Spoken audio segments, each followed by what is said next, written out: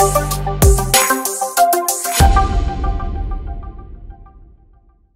hi అందరికీ నమస్తే, welcome back to the second video of the 9th class mathematics. 9వ తరగతి గణితంలో రెండవ పార్ట్కి స్వాగతం. సో ఇక్కడ మనం యూక్లిడ్ జ్యామితి గురించి అయితే మనం డిస్కస్ చేస్తున్నాం. ఇక్కడ యూక్లిడ్ యొక్క 5 స్వీకృతాల గురించి చర్చిద్దామంటూ మనకైతే కనిపిస్తుంది. సో స్వీకృతాలు అంటే మనకు తెలిసిందేనే, స్వతహాగా వాటికి అవే రుజువు చేసుకునేవని అర్థం వస్తుంది. స్వీకృతం 1, ఏదైనా ఒక బిందువు నుండి వేరొక బిందువునకు ఒక సరళ రేఖ గీయవచ్చు. అంటే ఒక బిందువు నుండి మరొక బిందువుకి ఒకే ఒక సరళ రేఖ గీయవచ్చు అంటూ చెప్పడం జరిగింది. ఇక్కడ చూద్దాం, 2 వేర్వేరు బిందువులు గుండా కనీసం ఒక సరళ రేఖ ప్రయాణించును అనే విషయం ఈ సూక్తితో మనకు తెలుపుతుంది. కానీ 1 కంటే ఎక్కువ రేఖలు ప్రయాణించలేవు అని కూడా తెలపడం లేదు. అయితే యూక్లిడ్ అధ్యయనంలో తరచుగా భావించిన 2 వేర్వేరు బిందువులను కలుపుతూ పోయే రేఖ ఏకైకంగా ఉంటుంది. ఈ ఫలితాన్ని మనం సామాన్య భావన రూపంలో క్రింది విధంగా చెప్పవచ్చు. అంటే స్వీకృతాన్ని తీసుకొని మనం సామాన్య భావంగా చెప్దాం ఒకసారి. అంటే ఏదైనా 2 బిందువులు గుండా పోయే రేఖ ఏకైకం, అంటే ఒకేటే యూనిక్గా ఉంటుందని చెప్పాడు అనమాట ఆయన. మరి ఏంటో చూద్దాం. సామాన్య భావన 2 వేర్వేరు బిందువులు గుండా పోయే రేఖ ఏకైకంగా ఉంటుందని చూద్దాం. పి బిందువు గుండా పోయే ఎన్ని రేఖలు క్యూ బిందువు గుండా కూడా పోతాయి. ఇక్కడ చూడండి, పి గుండా మనకి చాలా సరళ రేఖలు అయితే మనం గీసాం, అలాగే క్యూ నుండి కూడా నేను చేసాం కొన్ని సరళ రేఖలు అయితే గీయడం అయితే జరిగింది ఇక్కడ. మరి ఇలా అయినప్పుడు పీక్యూల గుండా పోయేటటువంటి సరళ రేఖలు అంటే కేవలం 1 మాత్రమే పీక్యూల గుండా పోవడం అయితే మనం ఇక్కడ గమనించవచ్చు. అది కూడా పీక్యూ రేఖ మాత్రమే. ఈ విధంగా పైన తెలుపబడిన ప్రవచనం స్వయం నిర్దేశితమైనది మరియు సామాన్య భావనగా తీసుకోవడం జరిగింది. ఇక స్వీకృతం 2, ఒక ఖండిత రేఖను నిరవధికంగా పొడిగించవచ్చు. అంటే ఏదైనా సరే ఒక రేఖాఖండం ఉంటుంది కదా, ఇప్పుడు మనం ఉపయోగిస్తున్న రేఖాఖండం పదానికి బదులు యూక్లిడ్ పరిమిత రేఖ అనే పదాన్ని వాడాడు. అంటే ఇక్కడ చూసారు కదా, మనం ఏదైతే మాటతో రేఖాఖండము అని అంటామో ఆయన ఏమని వాడారు, పరిమిత రేఖ అనే పదాన్ని వాడారనమాట. ప్రస్తుత పదజాలం ప్రకారం 2వ స్వీకృతం ఏమనగా, ఒక రేఖాఖండాన్ని మనం ఇరువైపులా పొడిగించినా అది సరళ రేఖ అవుతుంది. సో అదే కదా, ఒక రేఖాఖండం చూసుకున్నాం, ఏబిఎన్ లైన్ సెగ్మెంట్ తీసుకున్నాం. సో ఏని ఇలా ఎడమవైపు పొడిగించాం, బిని కూడా కుడివైపు పొడిగించాం అనుకోండి. ఇప్పుడు మనకేమొస్తుంది, ఏబి రేఖాఖండం వస్తుంది కదా. ఇక స్వీకృతం 3 చూద్దాం. ఇచ్చిన వ్యాసార్థం మరియు కేంద్రంతో వృత్తాన్ని గీయవచ్చు. ఏదైనా ఒక కేంద్రం ఇచ్చి ఒక వ్యాసార్థం ఇస్తే మనం వృత్తం గీయవచ్చు అని చెప్తుంది అనమాట. ఓకేనా. ఇక తర్వాత మనకి 4వది వచ్చేసి మనకి ఒక మాట అయితే చెప్తుంది అనమాట. ఏంటంటే అన్ని లంబకోణాలు పరస్పర సమానాలు. అన్ని లంబకోణాలు ఇప్పుడు కూడా మనకి పరస్పర సమానాలు అవుతాయని ఒక మాట అయితే చెప్పడం జరిగింది. అన్ని లంబకోణాలు పరస్పరం సమానంగా ఉంటాయి. ఎందుకంటే లంబకోణం అంటే 90 డిగ్రీలు. సో ఏ లంబకోణమైనా మనకి 90 డిగ్రీలుగానే ఉంటుంది. ఇక స్వీకృతం 5 చూస్తే, 2 దత్త సరళ రేఖలను ఖండించే సరళ రేఖ దానికి ఒకవైపు ఉన్న అంతర కోణాల మొత్తం 2 లంబకోణాల కన్నా తక్కువగా ఉన్నట్లు చేస్తే అప్పుడు ఆ దత్తరేఖలను నిరంతరం పోడిస్తే ఆ 2 లంబకోణాల కన్నా తక్కువైన మొత్తం గల కోణాల వైపును కలుసుకుంటుంది. ఇక చూద్దామండి, ఈ 5వ స్వీకృతం ఏంటుందో ఒకసారి చూద్దాం. దీని మీద చాలామంది కన్ఫ్యూజ్ అవుతుంటారు. సో ఇక్కడ ఏమన్నారు, 2 దత్తరేఖలు, 2 రేఖలు ఉన్నాయనుకుందామండి ఇలా. ఓకే, 2 దత్తరేఖలు ఉన్నాయనుకుందాం. సో ఈ 2 దత్తరేఖలు ఖండిస్తూ ఒక రేఖ ఉందనుకుందాం. ఇలా ఖండించేటప్పుడు దీని అంతరంలో ఉండే కోణాలను మీరు గమనించాల్సి ఉంటుంది. అంటే అంతరంగా ఉండేటటువంటి కోణాలు మీరు గమనించాల్సి ఉంటుంది అన్నమాట. సో రెండింటికి 2 విభిన్న అంతర కోణాలు ఉన్నాయి కదా. సో ఈ అంతర కోణాల మొత్తము, సో ఈ అంతర కోణం 1వ కోణం 2 లేదా ఇక్కడ 3 ఇక్కడ 4 తీసుకున్నాం అనుకోండి.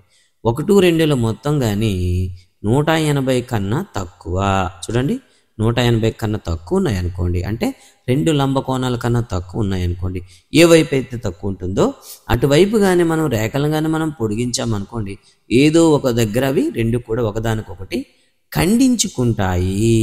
దత్తరేఖలు అనేవి ఖండించుకుంటాయని చెప్తాడనమాట. కాబట్టి 2 దత్త సరళ రేఖలను ఖండించు సరళ రేఖ దానికి ఒకవైపు అల్పకోణాల మొత్తం, చూసారా, అల్పకోణం కాదండి, అంతర్కోణాల మొత్తం 2 లంబకోణాల కన్నా తక్కువగా ఉన్నట్లయితే 2 కోణాలు ఖండించే మొత్తం 2 లంబకోణాలు అంటే 180 డిగ్రీల కన్నా తక్కువ అయితే అప్పుడు ఆ దత్త సరళ రేఖలు నిరంతరం పొడిగిస్తే ఆ 2 లంబకోణాలకు తక్కువైన మొత్తం గల కోణాల వైపు కలుసుకుంటాయి అని చెప్తుంది అనమాట. అవి కలుసుకుంటాయి. ఇక్కడ చూసారు కదా, అదే మనకి ఇవ్వడం జరిగింది. అయితే ఈ 5వ స్వీకృతుల సంక్షిప్త రూపం నుండి 5వ స్వీకృతం మిగిలిన స్వీకృతుల కంటే చాలా క్లిష్టమైనదని మీరు గమనించగలరు. 1 నుండి 4 వరకు స్వీకృతాలు చాలా సాధారణమైనవి మరియు స్పష్టమైనవి, అందువల్ల వాటిని స్వయం నిర్దేశిత సత్యాలుగా తీసుకుంటారు. చూసారా, 1 నుండి 4 స్వీకృతాలని స్వయం నిర్దేశిత సత్యాలు, సెల్ఫ్ డిఫైన్ ట్రూత్స్ అని పిలుస్తాను అనమాట. అయితే వీటికి నిరూపణ చేయడం సాధ్యం కాదు, కావున ఎటువంటి నిరూపణ లేకుండా ఈ ప్రవచనాలు ఆమోదించబడ్డాయి. 5వ స్వీకృతి మాత్రం సంక్లిష్టత కారణంగా తదుపరి విభాగంలో మరింత దృష్టి సారించాల్సి ఉంటుంది. ఈ రోజుల్లో స్వీకృతాలు మరియు సామాన్య భావనల పదాలు ఒకదానికొకటి పరస్పరంగా ఉపయోగంలో ఉండి సమానార్థక పదాలకు వాడుకలో ఉన్నాయి. అంటే స్వీకృతం అంటే సామాన్య భావంగా చెప్తున్నారనమాట. నిజానికి స్వీకృతం అనేది ఒక క్రియ. విశ్వంలో ఏదైనా ఒక దిగ్విన్యాసాన్ని పరిశీలించి దాని ఆధారంగా కొన్ని ప్రవచనాలు తయారు చేయవచ్చు. మనం చూసారు కదా, మనం స్వీకృతం అనే పదాన్ని వాడతాం. అంటే ఈ విశ్వంలో ఏదైనా ఒక దృగ్విన్యాసాన్ని పరిశీలించి దాని ఆధారంగా కొన్ని ప్రవచనాలు తయారు చేయవచ్చు. ఓకేనా, దీన్ని ఒక క్రియ అని చెప్తాం అనమాట. దాని విశ్వసనీయత తర్వాత సరిచూసి అది నిజమైతే అప్పుడు ఈ దిగ్విన్యాసాన్ని స్వీకృత రూపంలో ఆమోదించబడుతుంది. చూసారు కదా, స్వీకృతం అంటే విశ్వంలో ఏదైనా ఒక దృగ్విన్యాసాన్ని పరిశీలించి దాని ఆధారంగా కొన్ని ప్రవచనాలను తయారు చేసుకోవచ్చు. వీటిని తర్వాత కాలంలో సరిచూసి అది నిజమైతే దాన్ని మనం స్వీకృతంగా చెప్తాం అన్నమాట. ఇక ఈ సామాన్య భావనల వ్యవస్థ సంగత వ్యవస్థ అంటారు. సంగత వ్యవస్థ అంటే ఒకదానిపైన ఒకటి ఆధారపడి ఉండేటటువంటిది. ఈ సామాన్య భావనల నుండి ఏదైనా సామాన్య భావన లేదా గతంలో నిరూపించబడిన ప్రతిపాదనలు విరుద్ధమైన ప్రతిపాదనలు వ్యతిరేకించడం అసాధ్యమైంది. కావున సామాన్య భావనల వ్యవస్థ ఇచ్చినప్పుడు అది సంగతమైనదో కాదో సరిచూసుకోవాల్సిన అవసరం ఉంటుంది. ఓకేనా, సో కాబట్టి ఏదైనా ఒక భావన మనం ఇచ్చేటప్పుడు అది సంగత వ్యవస్థకు చెందిందో కాదో సరిచూసుకోవాల్సి ఉంటుంది. యూక్లిడ్ సామాన్య భావనలు మరియు స్వీకృతాలను ప్రతిపాదించిన తర్వాత వీటిని ఇతర ఫలితాలను నిరూపణ చేయడంలో ఉపయోగించాడు.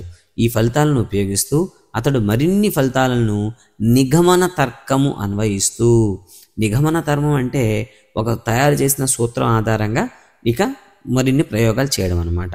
ఓకేనా, తను తయారు చేసినటువంటి స్వీకృతాలను ఆధారంగా అన్వయిస్తూ రుజువులు చేయడం మొదలుపెట్టాడు. అలా చేయబడిన ప్రవచనాలనే మనం ప్రతిపాదనలు లేదా సిద్ధాంతాలు అని పిలుస్తాం అన్నమాట. ప్రతిపాదనలు లేదా సిద్ధాంతాలు గుర్తుంచుకోండి, ప్రతిపాదనలు లేదా సిద్ధాంతాలు అని అంటాం అనమాట. యూక్లిడ్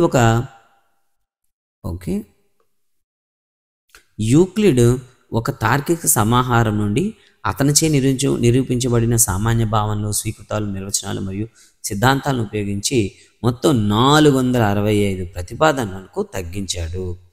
జ్యామితికి సంబంధించి తరువాత అధ్యాయాల్లో కొన్ని సిద్ధాంతాలు నిరూపణ చేయడానికి ఈ సామాన్య భావనలు ఉపయోగిస్తాము. సో చూశారు కదా, యూక్లిడ్ మొత్తం ఎన్ని ప్రతిపాదనలు చేశాడంటే 465 ప్రతిపాదనలు అయినా చేయడం జరిగిందనమాట. కాబట్టి ఇదైతే మీరు మైండ్లో పెట్టుకుంటారు. ఓకేనా, సో మొత్తం ఆయన చేసిన ప్రతిపాదనలు ఏంటంటే 465 ప్రతిపాదనలు అయినా చేయడం జరిగింది. ఓకేనా, నెక్స్ట్ యూక్లిడ్ కొన్ని ఫలితాలను మనకి నిరూపించడానికి సామాన్య భావనలు మరియు స్వీకృతాలు ఏ విధంగా ఉపయోగించాడో క్రింది ఇవ్వబడ్డాయి అని చెప్తూ కొన్ని అయితే ఇవ్వడం జరిగింది. ఏబిసి అనునవి ఒకే రేఖ మీద గల 3 బిందువులు మరియు బి అనున్నది ఏసీల మధ్య ఉండే ఒక నొప్పుడు AB plus BC equal to AC అని చూపండి. అంటే క్వశ్చన్లో ఏమన్నాడు, ఒక లైన్ సెగ్మెంట్ అయితే ఉంది ఏసీ, ఈ ఏసీలకు మధ్యలో ఎక్కడో ఒక దగ్గర బి అనే పాయింట్ ఉంటే మొత్తం ఈ ఏసీ దూరం అనేది ఎంత వస్తుందంటే ఏబి దూరము ప్లస్ బీసీ దూరం అని చూపించండి అని ఇచ్చాడనమాట. చాలా తేలిక కదా, పైన ఇవ్వబడిన పటం నుండి ఏసీ మరియు ఏబి ఈక్వల్ బీసీ అని ఏకీభవిస్తుంది. కాబట్టి ఒకదానితో మరొకటి ఏకీభవించు సమానాలు కావున AB plus BC equal AC అవుతుందని డైరెక్ట్ చెప్పేస్తారు. ఉదాహరణ 2, ఇచ్చిన ఏ రేఖాఖండం పైన ఒక సంబాహు త్రిభుజం నిర్మించవచ్చు అని నిరూపించండి. సో ఏదైనా ఒక రేఖాఖండం ఇచ్చారనుకోండి, ఈ రేఖాఖండంతో మనం ఏం చేస్తాం చెప్పండి. యూక్లిడ్ యొక్క 3వ స్వీకృతం గుర్తుపెట్టుకోండి, వ్యాసార్థము అలాగే కేంద్రం ఇచ్చినట్లయితే వృత్తాన్ని నిర్మించగలం. కాబట్టి మీరు ఏం చేస్తారు, ఏబీని వ్యాసార్థంగా తీసుకోండి, ఒక చాపం అయితే కొట్టండి, అదేవిధంగా బి నుండి మరో చాపాన్ని కొట్టండి, 2 ఖండించుకునే బిందువుని సి అని పెట్టండి. ఇక్కడ మీరు ఏం చేయొచ్చు, మీరు డైరెక్ట్గా ట్రయాంగిల్ అయితే ఫామ్ చేసేయచ్చు అనమాట. ఓకేనా, అదేవిధంగా మనం ఇచ్చిన కొలతలతో మనం ఏం చేయొచ్చు, త్రిభుజాన్ని అయితే నిర్మించవచ్చు. అందువల్ల ఇక్కడ చూడండి ఒకసారి, రెండు కారణాలు ఉన్నాయి. ఒకే రాశులకు సమానమైన రాశులు ఒకదానికొకటి సమానంగా ఉంటాయి. అంటే మీకు ఇక్కడ ఏబికి సమానంగా బీసీ నిర్మించారు, అలాగే ఏబికి సమానంగా ఏసీ కూడా నిర్మించారు. కాబట్టి ఇక్కడ మీకు ఏమవుతుంది చూడండి, ఏబికి సమానంగా ఉండేటట్లు ఏసీ నిర్మించారు, అదేవిధంగా ఏబికి సమానంగా ఉండేటట్లు బీసీ కూడా నిర్మించారు. కాబట్టి ఏబి అనేది ఏసీ అవుతుంది, ఏసీ అలాగే ఏసీ ఈక్వల్ టు బీసీ కూడా అవుతుంది. సో కాబట్టి మనకు వచ్చిన త్రిభుజం ఏమవుతుంది, సంభావ త్రిభుజం అవుతుంది అనమాట. అలాగే ఏ మరియు బి కేంద్రాలు గల వృత్తాలు ఒక బిందువు వద్ద ఖండించుకుంటాయి అనే విషయాన్ని ప్రస్తావించకుండా యూక్లిడ్ తన నిరూపణలో విగించడం గమనించండి. తరచుగా వేర్వేరు ఫలితాల్లో ఉపయోగించిన ఇంకొక సిద్ధాంతం నిరూపణను గమనిద్దాం. మరో సిద్ధాంతం మీద ఒకసారి చూద్దామండి. రెండు వేర్వేరు రేఖలను ఒకటి కన్నా ఎక్కువ ఉమ్మడి బిందువులు కలిగి ఉండవు. చూడండి, రెండు వేర్వేరు రేఖలు ఒకటి కన్నా ఎక్కువ ఉమ్మడి బిందువులను కలిగి ఉండవు. ఇదొక ఉదాహరణ. ఓకేనా. సో ఇక్కడ దత్తరేఖలు ఎల్ఎంలను తీసుకున్నట్లయితే వాటికి ఉమ్మడి బిందువు ఉంటుందని మనం నిరూపించాలి. అంటే ఆ రెండు రేఖలు రెండు వేరువేరు బిందువులు పీక్యూల వద్ద ఖండించుకుంటాయి అనుకోండి. ఇప్పుడు మనం పీక్యూలు బిందువులు గుండా పోయే రేఖలు రెండు కలవు. ఓకేనా. ఇవి స్వీకృతం ప్రకారం ఏమవుతుంది, రెండు వేరువేరు బిందువులు గుండా ఒకే ఒక సరళ రేఖ ఉంటుందని మనకు తెలుసు. కానీ ఇక్కడ ఏమవుతుంది, పీక్యూ అనే రెండు బిందువులు ఉన్నాయనుకోండి ఎల్ఎం సరళ రేఖల గుండా, అప్పుడు అది ఎలా అవుతుంది, ఖచ్చితంగా ఆ స్వీకృతానికి మనం విరుద్ధంగా చెప్తున్నాం అనమాట. కాబట్టి రెండు రేఖలు రెండు వేర్వేరు బిందువులు గుండా పోగలవనే మన ఊహ తప్పు. కాబట్టి దీన్ని బట్టి మనం ఏం చెప్పవచ్చు, అంటే రెండు వేర్వేరు బిందువులు గుండా ఒకే ఒక్క రేఖ పోతుంది. కానీ రైట్, రెండు వేర్వేరు రేఖలు ఒకటి కన్నా ఎక్కువ ఉమ్మడి బిందువులను కలిగి ఉండదు. ఓకేనా. ఈ విధంగా మనం చెప్తాం అనమాట. దీన్ని బట్టి మనం ఏం నిర్ధారించగలిగాం, రెండు వేర్వేరు రేఖలు ఒకటి కన్నా ఎక్కువ బిందువులు గుండా కలిగి ఉండవని తెలుసుకున్నాం అనమాట. ఇక్కడ చూడండి, ఇక్కడ ఏవి సత్యము ఏవి అసత్యమో తెలపండి. సో ఏవి ట్రూ ఏవి ఫాల్సో కనుక్కోండి అని మనకైతే ఇక్కడ కొన్ని యాక్టివిటీస్ అయితే ఇవ్వడం జరిగింది. ఇప్పుడు వీటి గురించి ఒకసారి మనం ఆన్సర్ చేసి చూద్దామండి. సో ఫస్ట్ ఆఫ్ ఆల్ అయితే మనకి ఇక్కడ క్వశ్చన్లు ఏమి ఇచ్చాడు చూద్దాం. ఒక బిందువు గుండా ఒకే ఒక రేఖ పోవును. సో ఒక బిందువు గుండా ఒకే ఒక రేఖ పోవును అంటే ఒక బిందువు ఇచ్చేటప్పుడు మనం ఏం చేయొచ్చు, అనంత రేఖలను నిర్మించవచ్చు. కాబట్టి ఇది తప్పు, అసత్యం అని చెప్తాం అనమాట. రెండు వేర్వేరు బిందువులను కలుపుతూ అనంతమైన రేఖలు గీయవచ్చు. రెండు వేర్వేరు బిందువులు గుండా ఎప్పుడు కూడా మనకి ఒకే ఒక, చూసారు కదా, ఒకే ఒక సరళ రేఖ అయితే మనం గీయగలం అనమాట. కాబట్టి ఇది కూడా అసత్యం. తర్వాత అంతమయ్యే రేఖను రెండు వైపులా నిరవధికంగా పొడిగించవచ్చు. ఇది సత్యం. ఒక అంతమయ్యే రేఖని రెండు వైపులా మనం అనంతంగా మనం పొడిగించవచ్చు. కాబట్టి ఇదైతే తప్పు అయితే కాదనమాట. ఇక తర్వాత మనం చూసుకున్నట్లయితే రెండు వృత్తాలు చూడండి, రెండు వృత్తాలు సమానమైతే అప్పుడు వాటి వ్యాసార్థాలు సమానమవుతాయి. ఇది కరెక్టే కదండి. సో రెండు వృత్తాలు సమానమయ్యాయి అనుకోండి, వాటి వృత్తాలు ఆటోమేటిక్గా ఏమవుతాయి మనకి, అంటే రెండు వ్యాసార్థాలు ఏమవుతాయి అంటే వ్యాసార్థాలు అనేవి సమానంగా ఉంటేనే వృత్తం మనకు సమానం అవుతుంది. కాబట్టి ఇది కూడా సమానమే, ఇది కూడా కరెక్టేనండి. ఓకేనా, ఇది ఆల్సో ట్రూ అండి. తర్వాత పటంలో చూడండి, AB equal PQ, PQ equal XY అయితే ఏబీ ఈక్వల్ ఎక్స్వై అవుతుంది. సో ఇది కూడా మనకి ట్రూఏ, స్వీకృతం ఒకటి ప్రకారం. ఓకేనా, రైట్ వన్. తర్వాత ఇక్కడ మనం చూద్దాం. ఇక్కడ రెండో క్వశ్చన్కి వస్తే, క్రింది ఇవ్వబడిన పదాలను మనకేమని చెప్పారండి, నిర్వచించండి. ఇంకా నిర్వచించాల్సిన పదాలు ఏమైనా ఉన్నాయా, అవి ఏమిటి, వాటిని నువ్వు ఏ విధంగా నిర్వచిస్తావు అని అయితే ఇవ్వడం అయితే జరిగిందనమాట. ముందుగా సమాంతర రేఖలండి. సమాంతర రేఖలని ఏమని పిలుస్తాము ఒకసారి చూద్దాం ఒకసారి. ఓకేనా, రైట్. ఫస్ట్ వన్ చూద్దాం, ప్యారలల్ లైన్స్. సమాంతర రేఖలు అంటే ఏవైతే ఎప్పుడు కూడా ఖండించుకోవో, అంటే ఏ రేఖలకైతే ఉమ్మడి బిందువు ఖండన బిందువు ఉండదో అటువంటి రేఖలు సమాంతర రేఖలు అంటాము అని చెప్తాం. రెండోది లంబరేఖలు. సో ఒకదానికొకటి 90 డిగ్రీల కోణం చేస్తూ ఖండించుకున్నట్లయితే వాటిని మనం లంబరేఖలు అని పిలుస్తాము. లేదా ఒకదానికొకటి 90 డిగ్రీలతో ఉంటే వాటిని లంబరేఖలు అని పిలుస్తాం. రేఖాఖండము.